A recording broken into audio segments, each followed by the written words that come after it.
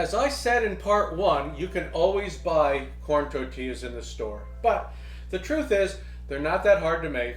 They're better and they're fresher, right? And they're not going to have any of that shelf stabilizer stuff in it that they put in so that it'll last when it's sitting in a bag in the store. First thing is you have to use the right flour. You want to use masa harina. Masa harina is corn that's treated with lime. So you want to check what it says on the ingredients. It wanted to say it was treated by hydrated lime or calcium hydroxide. You don't want to use this other product here. This is called harina de maiz. But it's different. It says right on it, it says cooked corn. So they cook the corn and make a flour. If you look at the ingredients, it won't say anything about using the lime to treat it. It'll just say it's cooked corn. The other thing too, by the way, is of course, there's cornmeal. You go to the store, you get cornmeal. This is not going to work at all, so don't use that. All right, so what I have here is I have a cup of masa harina with about 93 grams and 3/4 of a cup of warm water. This is 170 grams of warm water. And I'm going to put that in here. And then I can add a pinch of salt. That's optional. I don't have to. And then at this point, I'm just going to get into it with my hands.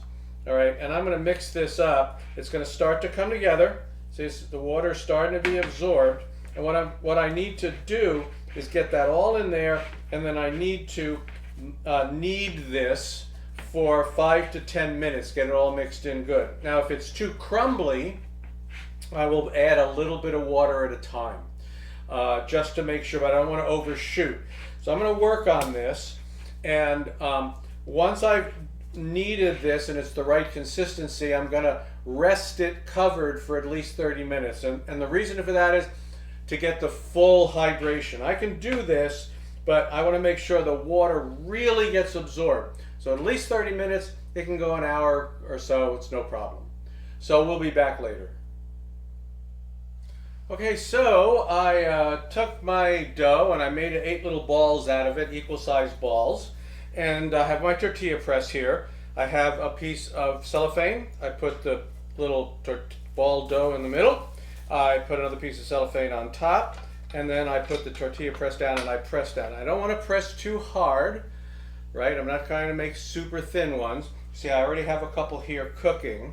So you press down, and then one of the interesting things is once you've done that, because of the way it pivots, it's going to be thicker on one side than on the other. So you want to flip it over the other way, and you want to press it down again, just like that, right?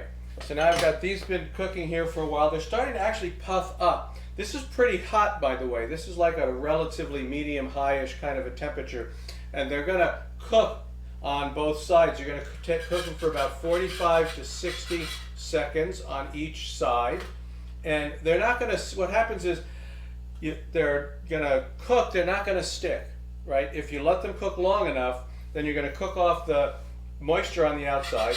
It's not going to stick, and they're going to just come right off like that. You put them in, keep them in a wet towel to keep them warm. Here's another one. This one is now ready to flip. See, I got this nice little, just getting a little bit of brown, a little bit of crust on that, just very nice. That means it's cooked. Put it back down the other side. Now I got this one here. This is the one I just made. So I'm going to peel off the top cellophane and then carefully flip it over. I'm going to carefully remove the other bit of cellophane, and then this just gets dropped right into my hot pan.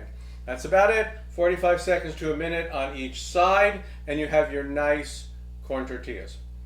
We'll be back to fill them up later in part 1.